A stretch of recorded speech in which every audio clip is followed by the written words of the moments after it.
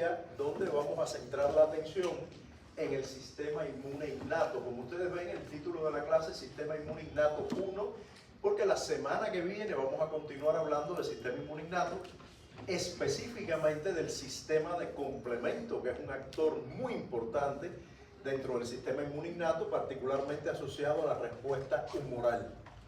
Esa clase de la semana que viene no la voy a dictar yo, la va a dictar el profesor Eduardo Valencia, que a lo mejor algunos lo conocen del curso de parasitología o microbiología, no recuerdo bien qué dicta él.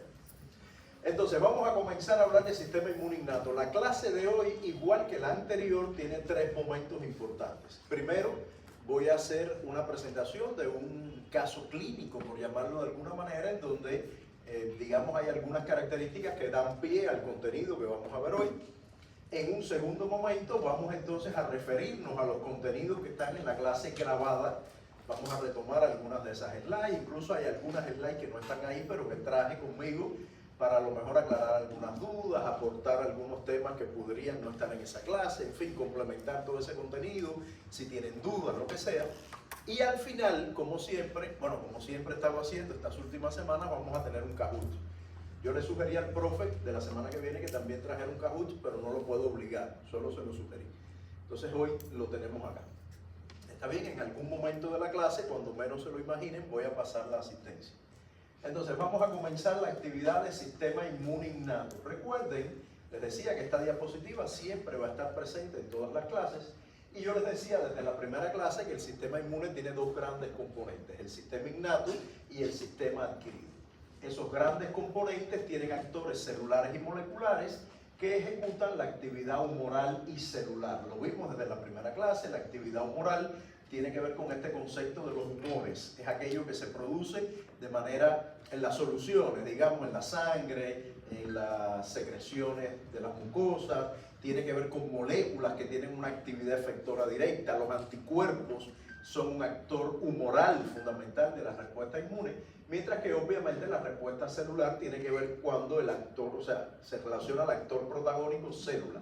Es cuando la célula ejecuta una actividad determinada. En cualquier caso, esos dos sistemas innato y adquirido, que es el nombre que tienen, esos componentes que forman a estos dos sistemas, tienen una capacidad diferente, peculiar, específica, de entender el peligro, de responder ante lo peligroso, de participar en la restauración de la homeostasis tisular, que ustedes saben que es la función fundamental del sistema inmune. ¿Cuál de estos componentes celulares o moleculares es el más importante? Ninguno. Todos son igualmente importantes, relevantes y actúan de manera coordinada. De hecho, hoy hay una diapositiva donde de pronto vamos a ver la acción coordinada de los anticuerpos, que son componentes del sistema inmune innato, que ya estudiamos, y de pronto componentes celulares del sistema, los anticuerpos del sistema adquirido y componentes celulares del sistema innato. O sea, vamos a ver que hay un puente, una conexión entre ambos sistemas. Siempre, más allá de que en el acto de estudiarlos siempre se dividen y siempre hay clases dedicadas al sistema innato y al sistema adquirido, más allá de eso, tienen que entender el proceso en toda su integralidad, y de hecho cuando vayamos a estudiar inmunopatología vamos a integrar todo en el contexto de la enfermedad. ¿Está bien? Entonces es muy importante que entiendan que todos estos actores actúan, valga la redundancia, de manera coordinada. En cualquier caso, vamos a focalizar la atención en el sistema inmune innato y vamos a dejar para la clase que viene específicamente este compuesto del sistema innato, que es el sistema de complemento. El caso que les traigo es el caso de un niño varón de 2 años, que es remitido al especialista en inmunología, al inmunólogo, porque tiene infecciones dermatológicas, respiratorias, urinarias, intestinales recurrentes. La mamá está todo el tiempo llevando al niño al hospital, está de un ingreso en otro, está de un tratamiento con antibióticos intravenoso en otro, todo el tiempo, y no acaba de resolver la situación. Eso es muy común hasta que finalmente alguien toma la decisión de hacer una interconsulta con un especialista en el área de inmunología y evaluar, como en este caso, si el niño pudiera tener una inmunodeficiencia primaria o congénita, o sea, si ha nacido con algún defecto del sistema inmune que esté propiciando esas infecciones recurrentes. Además, para colmo, el niño tiene esplenomegalia, saben lo que es esplenomegalia perfectamente, y tiene lesiones en la piel. El niño tiene este tipo de lesiones en la piel. Entonces, el especialista en inmunología, lo primero que hace es lo que haría cualquier especialista, evaluar, digamos, en el espectro de componentes del sistema inmune, cuál podría estar afectado y justifica, digamos, esas infecciones a repetición. Y lo que hace el inmunólogo es sugerir que se evalúen los niveles de anticuerpos que tiene ese niño, el tipo y la cantidad de anticuerpos que tiene en circulación. Le pide además al laboratorio que haga una evaluación de la actividad del sistema de complemento, que es un sistema muy importante en el combate contra bacterias, por ejemplo. Y por último, pide evaluar la actividad fagocítica, además de hacer una biopsia para entender qué es lo que tiene ese niño en la piel, qué lesiones tiene. ¿Por qué razón el especialista evalúa o pide evaluar anticuerpos, sistema de complemento y actividad fagocítica? Y es que todos esos sistemas, todos esos mecanismos efectores del sistema inmune están muy combinados. Si bien el sistema de complemento, que insisto, van a entender en detalle la clase que viene, si bien el sistema de complemento y los fagocitos, entiéndase macrófagos, neutrófilos, pertenecen al sistema innato, ellos están muy conectados con este componente del sistema adquirido que son los anticuerpos, especialmente IgG. Los anticuerpos IgG activan al sistema de complemento para que mate bacterias y los anticuerpos IgG opsonizan bacterias para que sean fagocitadas por los macrófagos. ¿Ok? Por lo tanto, tiene sentido que el inmunólogo explore si lo que falla son los anticuerpos, el sistema de complemento o los macrófagos. Y después de hacer la evaluación, encuentran que el problema está en la actividad bactericida de los macrófagos. O sea, hay anticuerpos sin problema, hay sistema de complemento funcional sin problema, hay macrófagos, sí hay, pero no tienen una correcta actividad fagocítica y bactericida. Hay algo en los macrófagos que no funciona bien. Y cuando hacen el estudio de las lesiones, encuentran que lo que tiene son granulomas. El niño está lleno de granulomas. Los granulomas, ¿alguien sabe lo que es? Esencialmente es un acúmulo de células del sistema inmune donde las células fagocíticas juegan un rol protagónico y que buscan contener a los bichitos. Tener al bichito aguantadito, está ahí, puede estar vivo, pero lo tienen contenido de manera que no que no prolifere y que no aumente su capacidad infectiva. Este niño está lleno de granulomas, tiene algo en las células fagocíticas que no matan al bicho. Lo más que pueden hacer las células fagocíticas son fagocitar y aguantarlo. O sea, tienen el bichito dentro y lo contienen. Pasa mucho con el Mycobacterium. Las personas que tienen tuberculosis desarrollan granuloma porque parte del proceso de contención del Mycobacterium es formar esa estructura multicelular que lo contiene. ¿Correcto? El niño está lleno de granulomas y de hecho efectivamente encuentran que tiene una inmunodeficiencia primaria, o sea, ha nacido con la inmunodeficiencia congénita. Esa inmunodeficiencia primaria es recesiva, significa que tiene que tener los dos alelos del gen dañado y además está ligada al cromosoma X. Si está ligada al cromosoma X, es una enfermedad que padecen las niñas o los niños. ¿Cómo? Los niños, efectivamente, porque las niñas, como tienen dos cromosomas X, pueden tener un cromosoma o un gen, un alelo del gen sano que viene o de la mamá o del papá, que son los sanos, ¿no? Mientras que si es un varón y el cromosoma X está dañado, o específicamente ese gen en cuestión que nos interesa, está dañado, no tiene un cromosoma o un alelo que lo ayude. Lo que tiene es el Y y no lo puede ayudar. Por lo tanto, aquellas enfermedades ligadas al cromosoma X las padecen esencialmente los niños. Y es el caso de este niño. La enfermedad se llama granulomatosis crónica. El niño está lleno de granulomas. Cada vez que llega un bichito y los macrófagos lo fagocitan, no lo pueden matar. Lo único que hacen es contener al bichito y forman granulomas y granulomas y granulomas que no solo están en la piel, están en los órganos del niño. El niño tiene sus órganos llenos de granuloma, porque las células fagocíticas no pueden eliminar las bacterias. Y eso tiene que ver con un fenómeno que les voy a contar que se llama estallido respiratorio.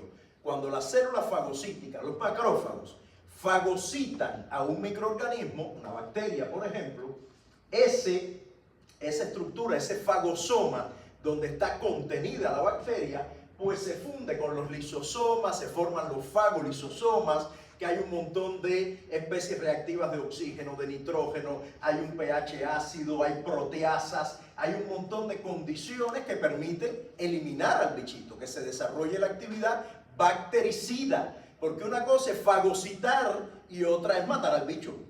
En este caso, los macrófagos fagocitan y tienen esa acción bactericida y la bacteria, por ejemplo, muere, ¿ya? Pero ¿qué sucede? Pues sucede que para que ocurra el estallido respiratorio, que por cierto lleva al macrófago a la muerte, cuando ocurre este proceso, esta acción bactericida que está mediada por especies reactivas de oxígeno y nitrógeno, el macrófago termina muriendo por apoptosis. Pero a lo que iba, para que todas estas especies reactivas se formen, hace falta una serie de rutas metabólicas y enzimas que tienen mucho que ver con el NAT-fosfato reducido. ¿Alguien recuerda el NAT-fosfato reducido? ¿En qué ruta metabólica se produce? El NAT-fosfato reducido, ¿en qué ruta metabólica se produce? Ruta pentosa-fosfato. Ruta pentosa-fosfato, que empieza con la glucosa y termina en gliceraldehído 3-fosfato y fructosa 6-fosfato, que regresan a la glucólisis y se produce en la fase oxidativa, se produce NAT-fosfato reducido. El caso es que este niño tiene un problema genético que le impide producir especies reactivas de oxígeno en el fagolisosoma. Entonces, como no tiene especies reactivas capaces de matar la bacteria, las bacterias quedan dentro del macrófago, vivas, latentes, contenidas por el granuloma. Y este niño está lleno de granulomas en su piel y sus órganos. ¿Correcto? Es una condición congénita cuyo tratamiento desconozco, cuyo curso desconozco y cuyo pronóstico desconozco. Eso sería labor de un clínico, pero que se relaciona muy bien con lo que vamos a ver hoy, porque confirma primero la relevancia que tiene un componente del sistema inmune innato en el control de la bacteria, como es el caso de las células fagocíticas, especialmente macrófagos, también neutrófilos. Y segundo, esto da pie a algo que vamos a estudiar en la segunda parte del curso, que son las enfermedades asociadas a las inmunodeficiencias, inmunodeficiencias primarias, inmunodeficiencias congénitas, y permite olfatear en primera instancia que uno puede tener defectos en el sistema inmune donde menos se lo imagine. Uno siempre asocia defectos en el sistema inmune en no produce anticuerpos, no tiene linfocitos. No. Puede haber un defecto en la actividad del sistema inmune en algo tan discreto como una enzima que participa en la formación de especies reactivas dentro del macrófago y que genera una condición patológica muy severa como esta que tiene el niño. ¿Está bien? Algo tan detalle como que, ¿cuál es el problema tuyo? No, el problema mío es que hay una enzima nada más, que tiene que ver con algo de especies reactivas de oxígeno, y entonces, ¿dónde? No, eso es dentro del macrófago. Ah, ya, y al final me morí. O sea, porque es algo ínfimamente discreto, pero sumamente importante para asegurar la actividad eficaz de las células fagocíticas. ¿Está bien? Entonces esto les abre el panorama, y desde ya los está acercando a lo que vamos a estudiar en la segunda parte del curso, para que puedan comprender la imbricación de actores del sistema inmune y cómo pequeños detalles que no funcionan bien pueden condicionar patologías tan significativas como esta. ¿Está bien? Esto es lo que les traía: granulomatosis crónica asociada a un defecto en la capacidad bactericida de las células fagocíticas. Vamos a movernos entonces Vamos a movernos entonces a los temas que están más ligados con el contenido de hoy, que están en la clase grabada y de la cual seleccioné algunas diapositivas que creo importante revisar con ustedes. La primera de todas tiene que ver con algo, digamos, que refleja el valor del sistema inmune innato en la actividad del sistema inmune. Cuando yo estaba con ustedes sentados en un salón de clases, estudiando bioquímica, ya les digo, se los he contado, en el 8º ciclo de mi carrera, cuando ya yo estaba por graduarme, me tocó sentarme para oír hablar de inmuno, y en ese lejano año 96, era como que, bueno, el sistema inmune innato es algo que heredamos, viene con la evolución, está ahí, pobrecito, es de buen corazón, nos apoya, es una primera barrera hasta que llegan los linfocitos T y B y resuelven el problema. Esa era la visión que había del sistema innato. Sin embargo, esa visión ha ido evolucionando y cada vez se le ha concedido más valor al sistema inmune innato. No solo porque efectivamente es una primera línea de defensa, no solo porque efectivamente es muy importante en los procesos inflamatorios, no solo porque es muy importante en la defensa microbiana, claro que sí, sino sobre todo, y esto es lo que más ha cambiado en estos años, porque se le concede un rol instructivo sobre el sistema inmune adquirido. Las células T y B que nacen con nosotros no tienen la menor idea de qué cosa es peligroso. No saben, no tienen una historia evolutiva, nacieron con nosotros. Sin embargo, las células del sistema inmune innato llevan evolucionando decenas de miles de años y entendiendo dónde está el peligro, cuáles son los patrones moleculares que indican que algo es peligroso. Los linfocitos no. Los linfocitos salen de la médula y del timo felices de la vida, van a los ganglios linfáticos a pasar el tiempo lo mejor posible hasta que un día llega un componente del sistema innato que estudiaremos hoy y les dice, no, vaya, nada más que para que sepan, hay un cáncer, vaya, por si quieren hacer algo, si ustedes quieren hacer algo, allá hay un cáncer. Entonces les sugiero que se activen y vayan a resolver el problema. Mientras tanto, los linfocitos T y B no saben dónde está el peligro. Y ese rol instructivo se le ha concedido a los componentes del sistema inmune innato y eso llevó al planteamiento de una teoría que es la teoría del peligro, la teoría del danger, por una investigadora norteamericana, Polly Massinger, que fue la que le dio fuerza al sistema inmune innato y lo puso en una posición que no solo era primera línea de defensa, que es lo que uno sabe. ¿Qué es el sistema innato? Primera línea de defensa. Eso es lo que se sabe todo el mundo. No es mucho más. Es el que asegura la instrucción del sistema inmune adquirido. Por lo tanto, si un individuo tiene un sistema inmune perfecto, es inmunocompetente, pues se infecta con un bichito, el bichito progresa y finalmente lo controla. Si tiene un defecto en el sistema inmune innato, no tiene células T y B, perdón, adquirido, no tiene células T y B, pues evidentemente el control falla. Pero si el defecto está en el sistema inmune innato, el tema es más catastrófico, porque ni tiene primera línea de defensa, ni tiene cómo decirle a los linfocitos T y B, oye, por cierto, esa bacteria es peligrosa y te va a matar. No tiene cómo hacerlo. El linfocito T y B no sabe que esa bacteria es peligrosa. Por lo tanto, es más catastrófico el defecto en el sistema inmune innato. Claro, estamos poniéndolo aquí muy en blanco y negro, como si no existiera nada del sistema innato. No es tan así. ¿Correcto? Muy bien. Entonces siempre asocien al sistema inmune innato como, efectivamente, primera línea de defensa y como el ente del sistema inmune que instruye a los linfocitos T y B, que serán muy buenos, muy maravillosos, reconocerán antígenos con mucha afinidad y especificidad, maravillosos, espectaculares, pero si nadie les enseña qué cosa es peligroso, ellos al final no van a poder actuar de manera eficaz. ¿Correcto? ¿Les queda claro eso? Muy bien. Entonces, las propiedades del sistema inmune innato tiene componentes celulares, humorales, moleculares, barreras. ¿Cuál es la mejor y mayor barrera que tenemos todos para protegernos del entorno? ¿Cuál es? La piel. Y por ahí las cejas, las pestañas, las lágrimas, ya saben, el ácido del estómago, las secreciones mucosales, ¿correcto? Muy bien. Ah, y una barrera biológica sumamente importante. ¿Cuál es? ¿Cuál es? No pueden irse de la escuela de medicina sin saber qué es y cómo se estudia y cómo influye en el sistema inmune la microbiota. Es fundamental, fundamental. Cada vez hay más evidencia que detrás de un montón de patologías hay una disbiosis, un trastorno en la microbiota. ¿Correcto? Hoy no puede haber una atención a un paciente con una enfermedad crónica donde no haya un nutricionista en el equipo de trabajo. ¿Correcto? O no haya una interconsulta con un nutricionista. Muy bien. Lo otro es que la respuesta es inmediata. ¿Por qué razón el macrófago, el neutrófilo, la célula NK responde de manera inmediata?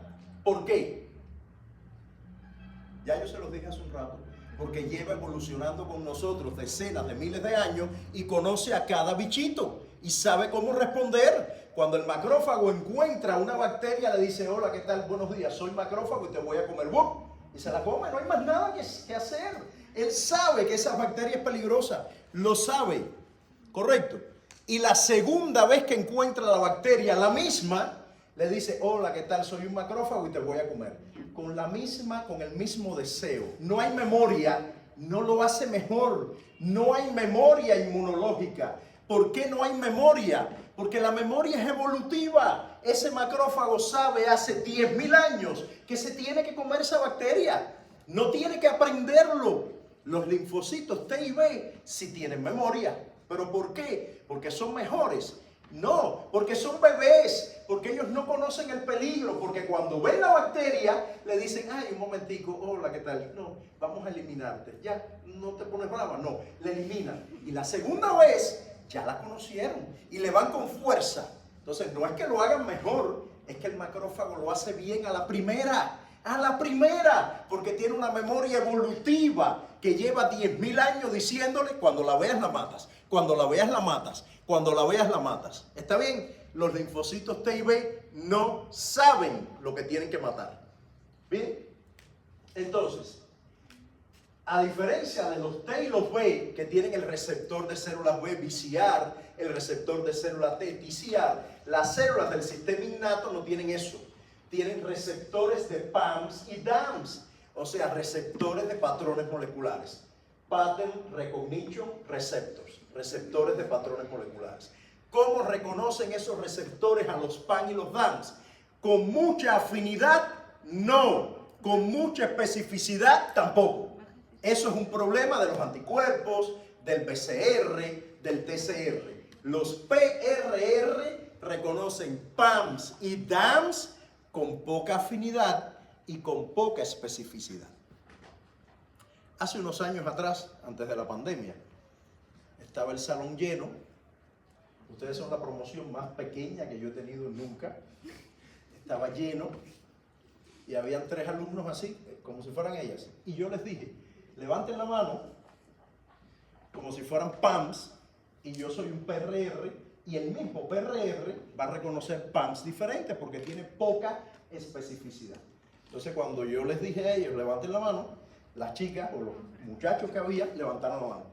Y alguien tomó una foto atrás y la circuló por WhatsApp y decía: el profesor cubano ha llamado al estudiantado a una revolución en contra de los no sé qué. Entonces salían los alumnos así, yo así, y los alumnos aquí así con la mano levantada. Fue muy gracioso. O sea, había alguien que no le importaban los PAMs y los DAMs, sino que le interesaba sobre todo tomar momentos. Muy bien. Desde ese momento nunca más lo he hecho, por si acaso. Bueno, ahora soy peruano. Hoy recogí el pasaporte, por cierto. Así que ya estoy full peruano. Entonces, digo a la señora: quedó bonito en la foto, y ella se quedó así, quedó guapo. Digo: pero me veo mejor en persona o en la foto. La señora no sabía qué hacer. Dice: ¿qué tiempo lleva usted aquí? Digo: 9 años. Dice: entonces usted es más peruano. ¿Pero por qué usted no se hizo peruano antes? Digo: no, la pandemia, qué sé yo. Ah, ya, la señora muy graciosa. En fin. Entonces, el reconocimiento, repito, de PAMs y DAMs es de poca especificidad, poca afinidad y no tienen una distribución clonal. Eso de la distribución clonal lo entenderán mejor cuando estudien linfocitos T y B más adelante. ¿Por qué? Porque lo vimos la semana pasada con las células B, que yo le decía que eran clones que reconocían diferentes epítopos. Bien, porque tienen diferentes BCR para reconocer diferentes epítopos. Bien, eso no pasa con el sistema innato. Todos los macrófagos tienen el mismo PRR para reconocer lo mismo, todos los neutrófilos. No hay clones de macrófagos, no. No hay clones de neutrófilos, no. Correcto. Eso solo es un tema del sistema inmune adquirido, de linfocitos T y B. Y además los PRR están codificados en la línea germinal. Yo les decía la semana pasada que al momento de que Dios y Darwin decidieron qué hacer con el BCR y con los anticuerpos en términos genéticos, porque habían 100 millones de moléculas diferentes y no podían poner 100 millones de genes. Bueno, en ese momento ocurrió eso del VDJ, ¿recuerdan? La recombinación, eso lo vimos la semana pasada. Con los PRR no hay problema, porque son como 15 o 20 diferentes, y ahí cuando Dios y Darwin conversaron, dijeron, no, mijo, ¿cuántos son? 15. Ay, ponlo en el genoma, no te enredes. Entonces aquí no hay ese problema de VDJ, RAC, eso es una tragedia para los linfocitos T y B. ¿Está bien? Estas células no tienen ese problema a la hora de armar sus receptores. Y bueno, lo de la memoria ya lo había dicho, que es más bien una memoria evolutiva. Entonces, los componentes del sistema innato responden de manera inmediata. No necesitan madurar la respuesta. No necesitan entender si lo que acaban de ver es peligroso. Ellos lo saben. La evolución les dotó a estas células justamente de estos receptores para que reconocieran el peligro. Bien, entonces como ya ellos tienen los receptores que reconocen el peligro, pues son súper felices y responden de manera inmediata. ¿Está bien? Y esto es lo que les decía de los PRR, tienen una especificidad baja, o sea, de pronto el mismo PRR puede reconocer PAMs que son parecidos y además la afinidad es baja. ¿Recuerdan qué cosa era la afinidad? La fuerza con que se unían. ¿Bien? Se unen de una manera más débil que los anticuerpos, por ejemplo. Y lo que les decía, tienen poca diversidad. Están los Toll-like receptors, que son como 10 u 11 hasta ahora. Estos Toll se descubrieron en moscas drosófilas, que tenían que ver con un tema de las alas de las moscas. Dime tú una cosa rarísima. Y encuentran que nosotros también tenemos Toll. Por eso se llama Toll-like. El que sabe inglés un poquito sabe que cuando le ponen like es tipo Toll. Cualquier cosa like es tipo esa cosa.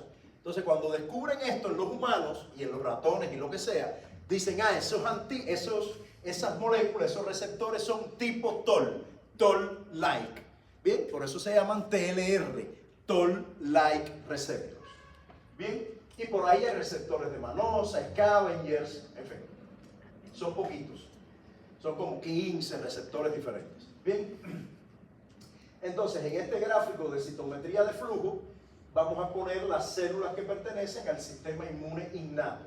Están las células que son mayoritarias, que son los granulocitos, neutrófilos, basófilos, eosinófilos.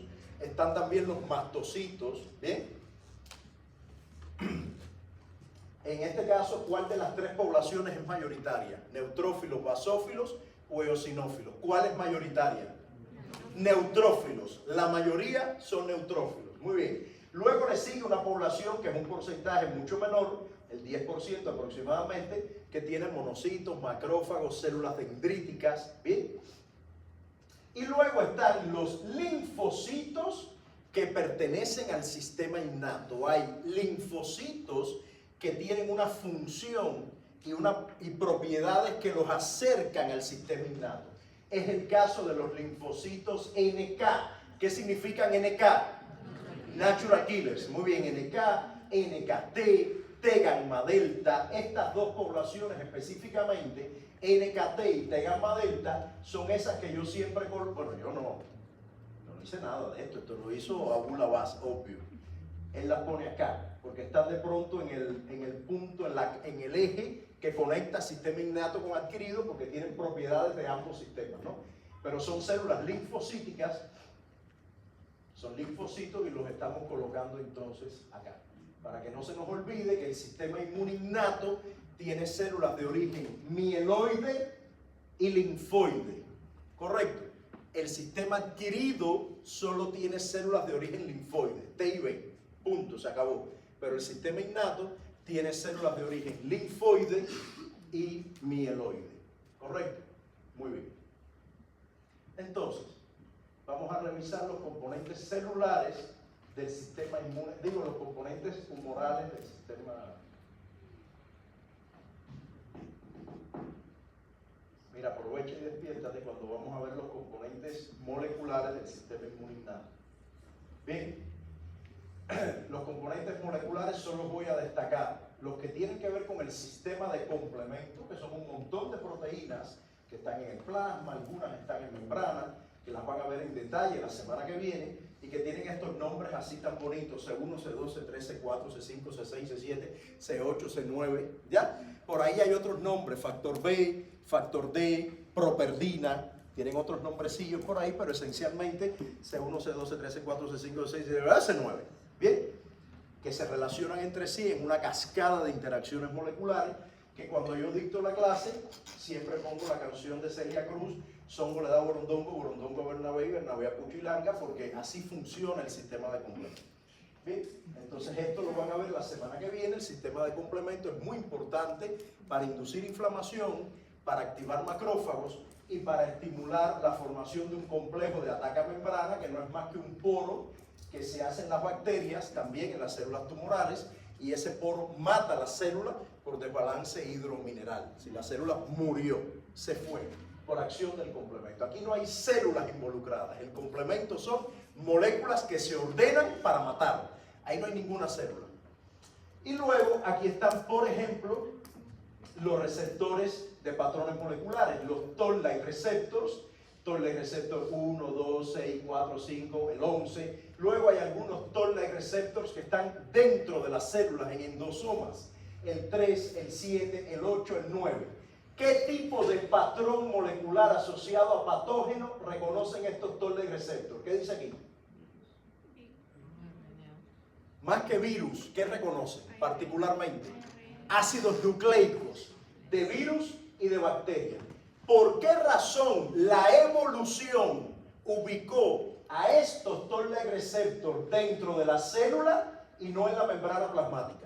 ¿Por qué no están en membrana plasmática? ¿Por qué hay toll-like receptors que están dentro de la célula? ¿Por qué? Un virus, vamos a ponerlo virus, puede ser bacteria, pero virus. Cuando está en circulación, ¿tiene el ácido nucleico afuera? Aquí te enseño mi ácido nucleico. No. ¿Dónde lo tiene? Dentro, ¿verdad? ¿Y qué pasa cuando el virus ingresa a la célula? Huacatán, se encueró. ¿Ve? Y ahí tiene su ácido nucleico. Todo lo que tengo es tuyo. Y ese ácido nucleico va a ser reconocido por los toll-like receptors. Por eso Dios y Darwin ubicaron a esos receptores dentro de la célula. Porque si los ubican aquí afuera, no van a reconocer nada en su vida. En su vida no van a poder reconocer nada. Jamás. Porque los virus y las bacterias tienen el ácido nucleico guardado. Nadie va con el ácido nucleico colgando. No, lo tienen escondido. Correcto. Entonces por eso ubicaron a estos receptores dentro de la célula. Mientras que, por ejemplo, el toll-like receptor 4, míralo aquí, que reconoce LPS. El LPS, ¿dónde está? En las bacterias gram negativas, el LPS, ¿dónde está? ¿Dentro de la bacteria o en la pared? En la membrana o no sé, en la pared o lo que sea. Afuera, ¿verdad? Entonces la bacteria va con su LPS así, por lo tanto tiene que tener un receptor en la membrana del macrófago, del neutrófilo, para poder ver al LPS. Porque el LPS sí va colgando en la bacteria, va expuesto. Esa es la lógica de la distribución de los PRR, o sea, los receptores de PAMS, están distribuidos en la membrana o dentro de la célula, dependiendo de qué cosa es lo que reconoce, qué tipo de PAMS reconoce. ¿Bien? Entonces, con respecto a las, ya les digo, esto es una clase completa la semana que viene. ¿Bien? Con respecto a las células, vamos a dividirlas en base a su función. Los granulocitos, ¿quién me dice cuáles son los granulocitos?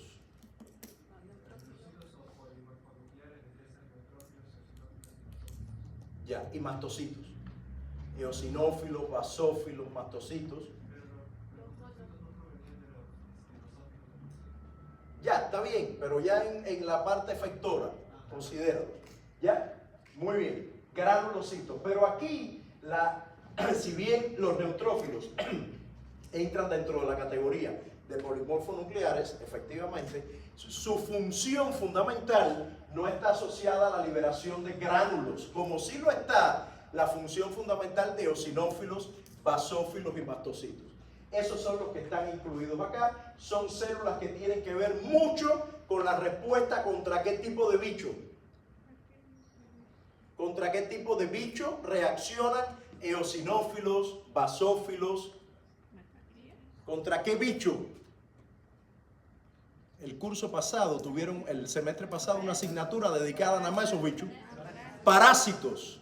Parásitos. ¿Y contra qué más responden los mastocitos, los basófilos? ¿Contra qué más? ¿En qué otro tipo de reacción se involucran? ¿Reacción contra qué? Contra alérgenos. Muy bien, contra alérgenos. La clase pasada lo vimos, que de pronto organizando el sistema inmune dijeron, ¿dónde están los parásitos? Para allá, los alérgenos, mételo ahí mismo, ya, mételo ahí. Y eosinófilos, lo mismo, que los parásitos igual. Y la gente piensa que tiene alergia y se los están comiendo los parásitos, porque los actores del sistema inmune son los mismos. ¿Bien? Muy bien. Entonces, estas células funcionan liberando gránulos. Y aquí va a haber una clase sobre enfermedades de hipersensibilidad, especialmente hipersensibilidad tipo 1, donde vamos a entender cómo funcionan estas células, cómo se sensibilizan con la IgE, las etapas de la hipersensibilidad tipo 1, bla, bla. Y la acción efectora, incluso, el rol que tiene la generación de la sintomatología, ¿no? Luego, los fagocitos son aquellas células cuya acción fundamental tiene que ver con la fagocitosis, en el cual los neutrófilos y macrófagos son los reyes, especialmente los macrófagos. Es lo primero que nos viene a la mente cuando hablamos de fagocitosis. Los macrófagos tienen un montón de subclasificaciones. Aquí solo vamos a ver dos grandes grupos, que son grupos funcionales. O sea, la diferenciación de un monocito a macrófago depende del entorno en que se encuentra el monocito, del entorno de citocinas en la que él se encuentra. Por ejemplo, si el monocito está en un momento de infección activa, una batalla contra bacterias, contra virus, hay una guerra en activo, hay producción de interferón gamma, o sea, los linfocitos T están produciendo interferón gamma. Eso promueve que los macrófagos que aparezcan de esa diferenciación sean los macrófagos llamados M1. Los macrófagos M1 tienen una muy buena actividad bactericida, producen especies reactivas de oxígeno, de nitrógeno, producen citocinas inflamatorias, estimulan la inflamación. Son los macrófagos de la guerra, los que están justo en la batalla para apagar ese ente infeccioso que está perturbando la homeostasis tisular. ¿Está bien? Ese es el macrófago M1, el de la pelea. Pero como todo en la vida se acaba, cuando ese control se logra y cuando ya los bichitos desaparecen, hay que restaurar los tejidos. Y a quien le toca restaurar, participar en la cicatrización, en la recuperación de la homeostasis, en el control de la inflamación, son los macrófagos M2, que producen interleuquina 10, TGF-beta, o sea, citocinas antiinflamatorias. Son los macrófagos que traen escoba, recogedor, barren, siembra flores, pasan un pañito para que el tejido esté limpio y todo se recupere. Esos son los macrófagos M2. ¿Está bien? En los procesos inflamatorios, como veremos un poquito más adelante, también pueden haber fenómenos vinculados con eventos, digamos, estoy repitiendo la misma palabra muchas veces, perdón, es que no llego a la que quiero decir. O sea, pueden haber fenómenos de inflamación que no tengan que ver con bichos, o sea, asépticos. Por ejemplo, la obesidad. En el contexto de la obesidad, hay un proceso inflamatorio, hay una alerta del sistema inmune porque se están acumulando los adipocitos. Entonces, eso genera un proceso inflamatorio que involucra a los macrófagos M1. O sea, en la obesidad se acumulan macrófagos M1 en el tejido adiposo visceral. ¿Y eso a qué conduce? A que esa presencia de macrófagos M1, fíjense que aquí no hay un bicho, es un proceso aséptico. Bien, esa presencia de macrófagos M1 produce citocinas inflamatorias que disminuyen la sensibilidad a la insulina. Por lo tanto, ese obeso va a desarrollar diabetes tipo 2. ¿Ya? Porque esa obesidad genera un contexto inflamatorio crónico de bajo grado que disminuye o al revés, aumenta la resistencia a la insulina y el pobre páncreas está produciendo insulina, y total la glucosa en sangre sigue alta porque cuando la insulina llega al receptor no hay una señal adecuada. ¿Por qué? Por este evento inflamatorio que hay acá. Cuando yo me aprendí eso, me lo aprendí con mucha fuerza, porque a partir de ese momento fue un tipo feliz. O sea, a partir de ese momento comprendí que esto que yo tengo acá es un proceso inflamatorio. O sea, no es obesidad, no es que estás gordo porque comes dulce. No, mire señor, tengo una condición inflamatoria en esta zona, es una patología, es una inflamación crónica que me genera esta proyección aquí delante. ¿Comprende? No es un problema de gula, es inflamación crónica. Y así la gente te coge la tip y hasta te invita a un dulce, hermano. Muy bien. Correcto. En un individuo delgado, yo lo único que tengo de delgado es el segundo apellido. En un individuo delgado, ¿hay macrófagos en el tejido adiposo visceral? Sí, pero M2, que apagan la inflamación. ¿Está bien? Pero hay macrófagos. Correcto. Entonces, esto es muy importante y esto va al examen de cañón. Recuerden que yo les decía que el tema de comparar era muy importante. Comparar M1 y M2 es fundamental. Eso, no hay un examen de inmunología desde que yo estoy aquí, los hago, donde no pongo algo de M1 y M2. Algo va al examen siempre. Con preguntas mediocres o interesantes. Hoy le traigo una en el caput muy interesante relacionada con este tema, que solo los más inteligentes podrán responder. Muy bien, aparte de mí, alguien más.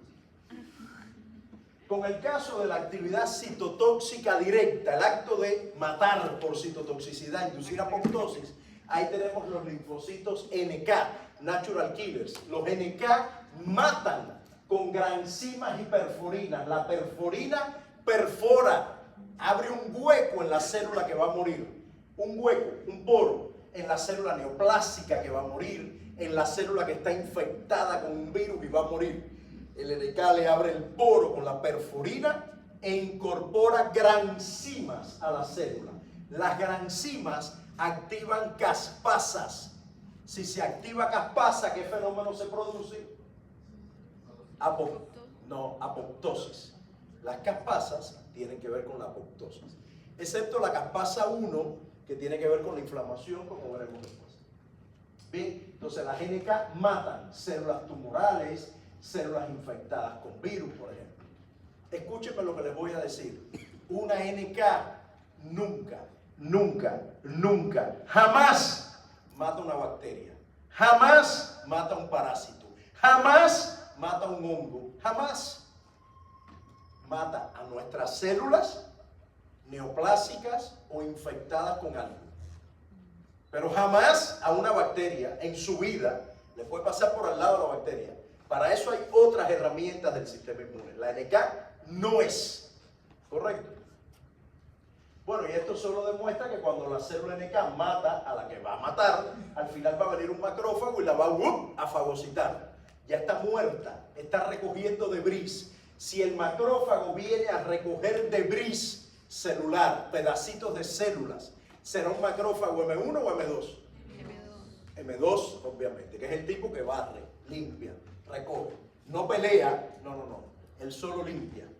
Correcto. Por cierto, hablando de M1 y M2, ¿ustedes creen que este fenómeno que se produce acá de diferenciación a M1 o a M2 es genético o epigenético? Miren por dónde le estoy metiendo. ¿Es genético o epigenético? Es epigenético. Porque aquí lo único que ocurre es que el monocito activa y apaga genes. Activa algunos y se hace M1. Activa otros y se hace M2. Un problema genético es una mutación, es una traslocación. ¿Qué fenómeno genético ya estudiamos aquí? Que sí es genético. La recombinación VDJ en la célula B para producir la zona variable de los anticuerpos. Eso es genético. Eso es tomar un pedazo de gen y rearmarlo. Eso es genético. Pero esto es regulación de la expresión genética. Esos genes que se apagan y se encienden por metilaciones, acetilación de histonas, microRN. Eso es epigenética. No es genético, es epigenético. Muy bien, ¿comprendieron? Yo soy un tipo que enseño todo lo que... Yo no me guardo nada para mí. Ese es el tipo de cosas que yo podría guardarme y sentir que soy mejor. Pero no, lo muestro. Como el virus cuando ingresa una célula. Muy bien. Entonces, por cierto, ya que hablamos de macrófagos, viene acá, quería volver al tema del nexo entre sistema innato y adquirido. Los anticuerpos son del sistema innato o adquirido. Innato o adquirido. Adquirido o adaptativo, le pueden decir de ambas formas. Bien. Sin embargo, están muy ligados a la actividad del sistema innato. Los anticuerpos, por ejemplo, pueden actuar sobre una célula tumoral y inhibir un receptor, puede ser, bloquear algún ligando, puede ser, pero lo que iba, que es lo que me interesa en esta diapo, aquí les estoy mostrando 3 eventos que tienen que ver con ese puente, ese bridge. ¿Bridge se dice? Bridge. Yo he estado un montón de veces en Londres para que no sea así. Mucho tiempo trabajando. Pero se me ha olvidado el inglés. Yo en mis diálogos con la reina, por cierto, hay una persona, que no voy a dar detalles, que era el jefe del instituto donde yo trabajé un tiempo, de las veces que fui, y esta persona, que tenía muy buen nexo conmigo, un tipo latinoamericano, su esposa es princesa en Bélgica. Princesa en Bélgica. Yo iba los fines de semana a almorzar con ellos. Ella andaba en pijama y fregaba platos, lavaba los platos al final. Pero era la hija del segundo matrimonio del rey anterior que había en Bélgica. O sea, una persona increíble. O sea, este tipo de eventos que tú tienes en la vida donde tú dices, ¿qué yo hago aquí con esta princesa? Mostrando mis pants. Muy bien, entonces, no, gente excepcional. Excepcional. Yo compraba siempre en el supermercado una torta, me acuerdo era triple chocolate, no sé qué diablo, que valía 3 libras esterlinas, baratísimo. Allí la comida es muy barata. Y yo la compraba y todos los fines de semana la llevaba y decía, estuve horneando toda la noche. Y ellos se reían un montón, porque evidentemente era el supermercado.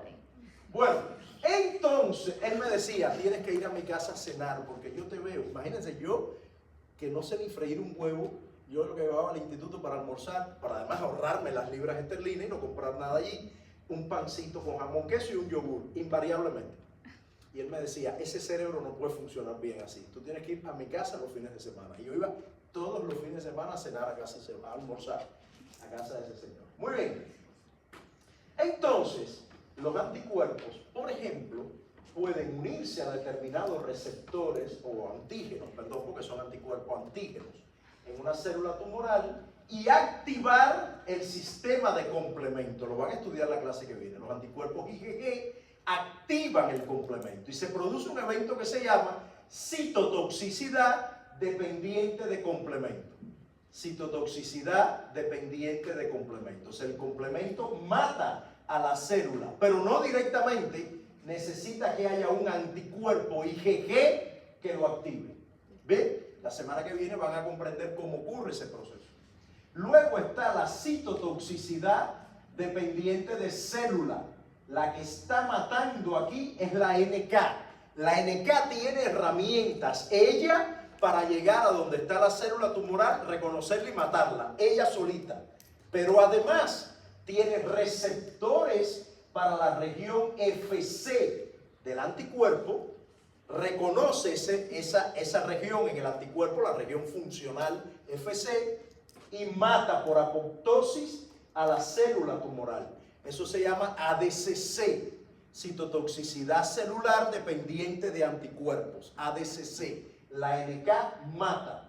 Y la tercera célula que se puede activar y contribuir al control del cáncer son los macrófagos. ¿Por qué? Porque los anticuerpos IgG opsonizan la célula neoplásica, reconocen un antígeno y con la región FC encuentran un receptor que tiene el macrófago, receptor gamma, por ejemplo, que es un receptor de anticuerpo IgG, reconoce al IgG y puede fagocitar, porque la célula tumoral ha quedado opsonizada por el anticuerpo. ¿Está bien? Entonces esto es una manera de demostrar cómo hay un puente, un vínculo entre los anticuerpos que son del sistema inmune adquirido y células o componentes del sistema innato como macrófagos, NK o el sistema de complemento. Bien, listo. Estamos llegando entonces casi al final. Creo. No, falta la parte de inflamación. Bueno, pero de las células del sistema inmune, esta sí es la última que les iba a contar, que son las dendríticas. Yo les hablé del rol instructivo, ¿verdad? Estas son las reinas del rol instructivo.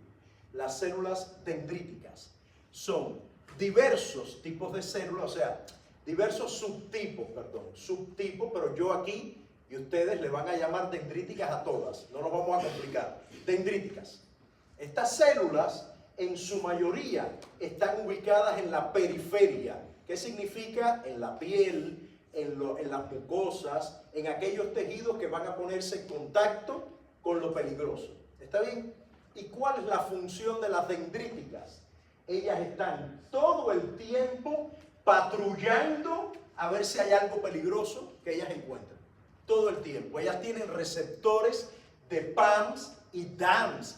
O sea, tienen PRR, receptores de patrones moleculares, como Toll-like receptors y otros. Reconocen PAMS y DAMS. ¿Qué significa PAMS? Receptores que están de pronto en los bichos, perdón, moléculas que están en los bichos. O sea, la dendrítica puede encontrar un peligro asociado a una infección, ¿ya? Pero la dendrítica también puede encontrar un peligro asociado a un cáncer. La célula neoplásica no tiene PAMS, porque no es un patógeno. Tiene DAMS, que son señales de peligro. ¿Está bien? Danger Associated Molecular Patterns. Bien. ¿Qué pasa cuando la dendrítica encuentra algo peligroso? Imagínense que esto es peligroso y la dendrítica lo encontró. Lo reconoció con sus receptores de PAMS y DAMS. Cuando lo reconoce, lo fagocita, porque ella hace fagocitosis. Hace endocitosis, fagocitosis, pinocitosis, o sea, todo lo que ve se lo traga, como yo. Hace fagocitosis. ¿Bien? Se comió al bicho o a la célula tumoral, depende de lo que es. ¿Y qué hace ella? Ella es la que va al ganglio linfático y le dice a los linfocitos T, a los T, ella a las B no las mira. Ustedes son menores, con ustedes no hablo. Con las T, le dice a las T, óyeme, no, para decirte una cosita, me encontré una infección en el tracto respiratorio. Si tú quieres, no hagas nada y te mueres. Yo me activo y voy a resolver ese problema. Entonces, la que cuenta, la que instruye al sistema inmune adquirido es la dendrítica. Ella habla con la T y la T habla con la B. Eso lo vimos en la clase pasada. Vimos la instrucción TB, ¿verdad? La instrucción TB. Especialmente los T-helper, que los veremos en la clase dentro de 2 clases. Bien, entonces la dendrítica cuenta, lleva información de la periferia a los órganos linfoides secundarios, donde las células T y B están jugando dominó, cartas, tomando pisco, piqueo, que si la causa, por la causa. ¿Está bien? Ellas están en eso, ellas no saben que hay, no es que no sepan que hay una infección, es peor, ellas no saben que la infección es peligrosa, ni eso saben, nada. Para eso está la dendrítica. ¿Bien? Y Y la dendrítica, para poder ir de aquí a allí, tiene que hacer algo que se llama maduración. La célula dendrítica madura. Hay cambios morfofuncionales que hacen que la dendrítica cambie de forma, mírenlo aquí, cambia de forma y además gana en funciones. ¿Qué función fundamental tiene que ganar? La de migrar. Ella se tiene que ir de la periferia e ir para el ganglio. Por cierto, una dendrítica que encuentra un cáncer en la mama, ¿a qué ganglio irá? Popliteo, mesentérico, axilar, obvio, va al ganglio más cercano. Ella no se va a ir para el ganglio popliteo, decirle, oye, me hace falta que tú de aquí para allá arriba hay un cáncer. No, va para el ganglio axilar. ¿Correcto? La respuesta inmune es local. ¿Bien? Ella migra, gana en capacidad migratoria, por lo tanto. Si ella migra, ¿quién la ayuda a migrar? No me vayan a decir ahora los coyotes. ¿Quién ayuda a la dendrítica a migrar? ¿Quién los ayuda? ¿Quién la ayuda? Quimiosinas. Integrinas, selectinas y quimiosinas, que son las moléculas que participan en el tráfico leucocitario. Muy bien. Además de ganar en capacidad migratoria, ella gana en capacidad de presentar antígenos. Expresa grandes cantidades de MHC1 y MHC2 para estimular linfocitos T. Estudiaremos más adelante cómo ocurre ese proceso, ahora no es importante. Bien. Aumenta la presentación de antígenos, aumentan una serie de señales que se llaman coestimulatorias, que ahora tampoco las van a comprender, aumenta la producción de citocinas. Eso es una dendrítica madura. Sin embargo, disminuye la capacidad de fagocitar. ¿Por qué ustedes creen que la dendrítica, cuando madura y se vuelve un monstruo, deja de fagocitar? ¿Cómo? ¿Presentar qué? Sí, pero justo, ¿dónde está eso que ella tiene que presentar? ¿Dónde se lo encontró? En la periferia. En la periferia. Ya. Y lo que ella tiene que presentarle al linfocito T es esto o esa silla que está ahí. Esto. Entonces, si la dendrítica no deja de fagocitar, ella que se lo come todo, fagocita aquí y después cuando va para allá dice, ay, mira esta silla qué bonita, también me la voy a comer. Ay, esta lonchera, como me gusta esta cosita rosada, me la comí. Y cuando llega allí, el linfocito T le dice, ¿qué cosa era lo peligroso? Ay, mamá, si me matas no me acuerdo, porque yo de aquí, hace media hora me he comido todo lo que me he encontrado. Entonces, por eso la dendrítica deja de fagocitar, porque ella lo que tiene que enseñarle al linfocito T es esto, no es esa silla anaranjada. Es eso. Yo siempre llevo esto al mismo símil. Yo estoy en el supermercado, en el más cerca de mi casa, que es el Plaza Vea, que es mi héroe. Y cuando yo voy a Plaza Vea, como todo buen esposo, llego y no compro nada que no me hayan orientado.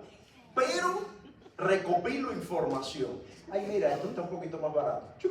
Ay, mira, esto que bien luce, para una buena oferta. Entonces, por toda esta información que he colectado, incapaz de comprar nada que no me hayan orientado, con toda esta información me armo de valor y voy para mi casa. Yo soy la dendrítica que he detectado el peligro. El peligro son las ofertas, obvio. Voy para mi casa, que es el ganglio, donde está mi esposa, y yo le digo, mira mi vida lo que me encontré. Y ella es la que va a resolver el problema, ella es la que va a comprar, ¿entiendes? Ella es la que va a pagar. Imagínense, si yo tomo la foto de las ofertas y yo después por el camino, son 5 cuadras, no es mucho, voy por el camino así, una selfie. Cuando llegue, le digo, espérate un momentico, déjame ver dónde están las fotos, ¿verdad? Entonces para eso no tomo más fotos. Bien, entonces eso hace la dendrítica, deja de tomar información, deja de fagocitar. La dendrítica, como yo decía, con sus receptores de patrones moleculares, reconoce PAMs y reconoce DAMs, que puede estar en una célula tumoral, en una célula necrótica. en adipocitos que están proliferando o creciendo de manera absurda en un individuo con obesidad. Dime.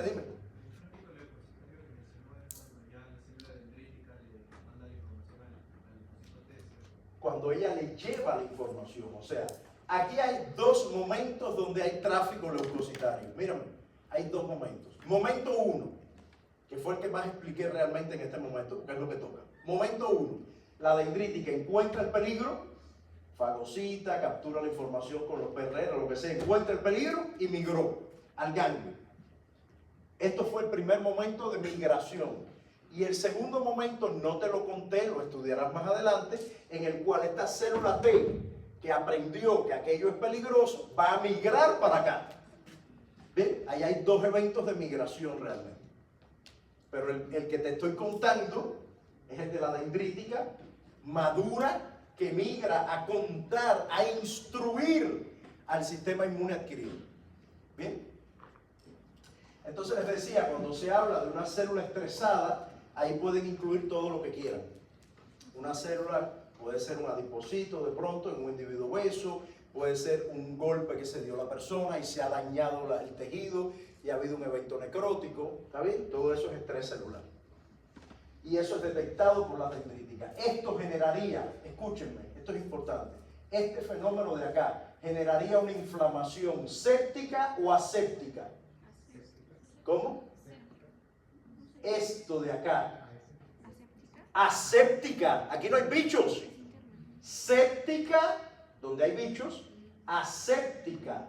Eventos de inflamación aséptica. La obesidad, la inmunosenescencia, el cáncer. Eso es inflamación aséptica. Hombre, es verdad que algunos cánceres tienen algún bichito por el medio. No sé, el HPV, el cáncer hepático por hepatitis C, o sea, algún bichito pudiera haber, pero en la mayoría de los casos no hay bichitos asociados. ¿Está bien? Muy bien. Y hablando de inflamación, y esta es la última parte de la clase, bueno, hacer notar que el evento inflamatorio es un evento fisiológico sumamente importante para la restauración de la homeostasis tisular, que tiene muchos agentes que lo desencadenan, eventos infecciosos, daños en los tejidos, como hemos conversado. O sea, pueden haber desencadenantes sépticos o asépticos, y eso termina en eventos fisiológicos sumamente importantes: eliminación de los microbios, reparación tisular, restauración de la homeostasis. O sea, la inflamación es muy importante, siempre que sea controlada. El problema es cuando no se controla y terminamos en eventos inflamatorios crónicos que conducen a autoinmunidad, conducen a cáncer, fibrosis, daños metabólicos como el de la obesidad que les conté con la resistencia a la insulina. O sea, el problema de la inflamación es cuando se va de control. ¿Correcto? Es como la fiebre. La fiebre es sumamente importante, pero cuando usted está 3 días con 40 fiebre, corre. ¿Ya? Pero en principio es muy importante la fiebre. ¿Correcto? Bueno, ustedes saben que la inflamación tiene signos muy bien identificados, que todo el mundo conoce, y aquí hay algo que tiene que ver con lo que hemos estado hablando, de esa transición de inflamación aguda a crónica y las implicaciones que tiene, ¿no? O sea, la inflamación se hace crónica en el envejecimiento, o sea, la senescencia inmunológica tiene asociado un proceso que se llama inflamaging. Los adultos mayores están inflamados por naturaleza, tienen altos niveles de citocinas inflamatorias en circulación. De pronto puede haber una infección persistente con Helicobacter pylori. La infección persistente con Helicobacter pylori, ¿qué provoca? Gastritis, úlcera, que de hacerse crónica y de haber atrofia gástrica, ¿a qué va? A un cáncer de estómago.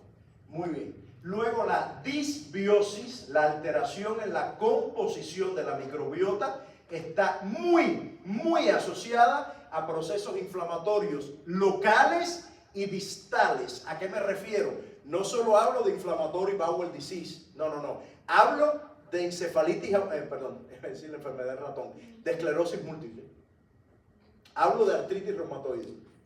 No solo eventos locales, también distales. ¿Está bien? La disbio, de hecho hay un seminario sobre microbiota, ¿correcto? Y obvio, la obesidad que trae aparejadas un montón de patologías que están asociados a eventos inflamatorios, como por ejemplo la ateroesclerosis. La ateroesclerosis es un proceso inflamatorio. ¿Ya? ¿Quién es el gatillo inicial de la ateroesclerosis? ¿Qué molécula? ¿Qué estructura supramolecular es el gatillo de la ateroesclerosis? ¿Cómo se llama? ¿Cómo se llama? Les voy a dar un dato más. La lipoproteína que arranca con la ateroesclerosis, que la inicia. LDL, que transporta ¿qué cosa? ¿Cuál es el componente fundamental?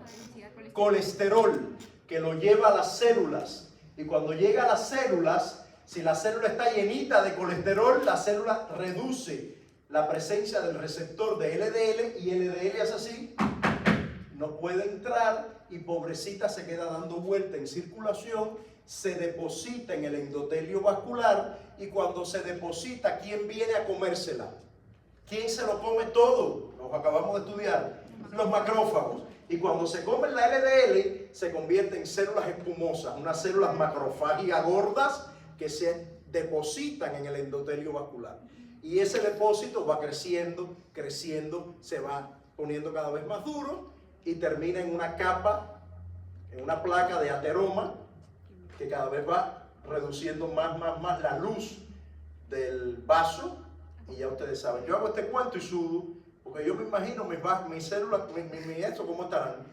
Yo sudo cada vez que, y si tengo que llegar a decir, no, puede haber un accidente vascular encefálico, y enseguida la boca se me empieza a virar. ¿Ve? Muy bien. En estos temas de inflamación hay fundamentos moleculares importantes que están detrás y que quiero destacar como muy importantes. Esto siempre va al examen. Siempre. ¿Bien? Primero, destacar el rol de NF-κB. NF-κB es un factor de transcripción, ya lo estudiamos en la primera clase cuando hablamos de citocinas. Es un factor de transcripción que está en el citosol, en el citoplasma, y cuando recibe la señal a partir de receptores de citocinas, la señal que recibe lleva su translocación al núcleo y se transcriben citoquinas como la interleuquina 1. Por poner este ejemplo, que es el que me hace falta para este cuento. Por ejemplo, un toll-like receptor encuentra un PAMS en un bicho, lleva señal, NF-κB se activa, va al núcleo y se produce interleuquina 1 beta. Se transcribe la interleuquina 1 beta. La interleuquina 1 beta es una citoquina inflamatoria, ¿sí o no? Inflamatoria. Pero no es inflamatoria. Es un monstruo que destruye todo lo que está a su paso. Por lo tanto, Dios y Darwin dijeron que no, esto hay que controlarlo. Entonces, no basta con que se transcriba el gen de la interleuquina 1 beta, no. Cuando la interleuquina 1 beta se sintetiza en el ribosoma, o sea, cuando ocurre la traducción del gen y se sintetiza en el ribosoma, la interleuquina 1 beta es inactiva. Imagínense que yo sea la interleuquina 1 beta y tenga un pedacito de proteína, una proteína que me bloquea, no me deja funcionar, me tiene así, bloqueado. Bien, entonces Dios y Darwin crearon todo este morrocollo de acá para activar la interleuquina 1 beta. Es tan peligrosa que crearon una estructura supramolecular que se llama inflamasoma. Inflamasoma. ¿Qué hace el inflamasoma? El inflamasoma incluye varios PAMs, que no vamos a, PAMs no, discúlpame, PRR, receptores de patrones moleculares, como NOT-like receptor. No vamos a entrar en esos detalles. El caso es que el NOT-like receptor, esto que está acá, not con D, like receptor, provoca la activación de la caspasa 1. Por eso hace un rato les dije, las caspasas tienen que ver con apoptosis menos la 1. La caspasa 1 no tiene que ver con apoptosis, tiene que ver con inflamación. Entonces la caspasa 1 está normalmente inactiva y el inflamasoma la activa. Y la caspasa 1 es una proteasa, rompe enlaces peptídicos. ¿Y qué hace? Va donde está la interleuquina 1 beta, que está así, y la hace así. Y ya la interleuquina 1 beta está activa y funcional para ser secretada y producir inflamación. Les voy a hacer una pregunta. ¿En qué tipo de macrófagos habrá mucha actividad del inflamasoma? ¿En el M1 o en el M2? En el 1, porque el 1 es el que produce interleuquina 1 beta y genera inflamación. Correcto. Esa pregunta es de examen. Es esto que les estoy diciendo, lo he puesto 14 veces en los exámenes. Para adelante y para atrás, para atrás y para adelante, para adelante y para atrás, para arriba y para abajo, para adelante y para atrás, pum, pum, pum, pum. Para que ustedes conecten el inflamasoma con interleuquina 1 beta y con un macrófago inflamatorio. Bien. Y ya para terminar, bueno, hacer notar que las citoquinas inflamatorias, incluyendo la interleuquina 1 beta, tienen acción local muy importante, aumentan la permeabilidad vascular. ¿Para qué hace falta aumentar la permeabilidad vascular? ¿Para qué? Para que ocurra un tráfico leucocitario que termine en extravasación. Tienen que salir los leucocitos de los vasos sanguíneos. Y esto ocurre gracias a que las citoquinas inflamatorias relajan el endotelio vascular, lo hacen más flexible para que atraviesen por ahí los leucocitos. Luego también tienen efecto sistémico. A nivel del sistema nervioso central se comportan como endopirógenos. Si es un pirógeno, ¿qué provoca? ¿Qué provocan los pirógenos? Fiebre. Los pirógenos dan fiebre. Muy bien. Actúan en el hígado y producen proteínas de fase aguda, ¿como cuál? ¿Qué proteína de fase aguda conocen? PCR. ¿O no? Proteína C reactiva, PCR. Es una proteína de fase aguda. Eso lo sabe todo. Yo salgo para la calle y digo, señor, ¿qué le midieron en el hospital? Y me hicieron la prueba. No, la prueba de PCR genética. Estoy hablando de la proteína C reactiva, a ver si tenía inflamación, a ver si me había dado un infarto. ¿Ya? PCR, proteína C reactiva, fibrinógeno y otras. Y además actúan en la médula ósea y provocan leucocitosis. Por eso cuando uno tiene una infección y le hacen un hemograma, tiene los leucos en 12.000, en vez de tener 7.000, que es lo normal. Tiene 12.000. ¿Por qué? Porque las citocinas inflamatorias en la médula provocan leucopoiesis. Se arman células, hay formación de células, ¿bien? Para combatir el origen de la infección, de la inflamación, ¿verdad? Bien, entonces esas cosas que uno normalmente sensa cuando hay una infección, o sea, fiebre, proteínas de fase aguda que vienen del hígado, leucocitosis, eso tiene su origen en las citocinas inflamatorias que ustedes ya la conocen, la 6, el tumor necrosis factor, la interleuquina 1. Bien, y también lamentablemente hay efectos deleterios si hay una cronicidad. Pueden haber problemas vasculares, pueden haber la formación de trombos. Por eso las personas que tenían COVID, que estaban ingresadas, le ponían heparina en la vena, porque la heparina es un glucosaminoglicano que inhibe la formación de los trombos, inhibe la coagulación sanguínea. Bien, y también provoca resistencia a la insulina, provoca pérdida de masa muscular. Esto se ve en las personas con cáncer, que se ponen caquécticas. ¿Ya? El cáncer es un proceso inflamatorio crónico. ¿Ya? No hay un evento de cáncer sin inflamación.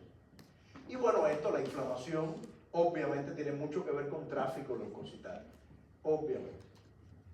Bien, entonces, con esto les he contado a grandes rasgos lo que está incluida en esa clase, que deben haber revisado. Incluso aquí hay algunas cosas que no están en la clase, ¿correcto? Y puede haber cosas en la clase que yo no dije, posiblemente.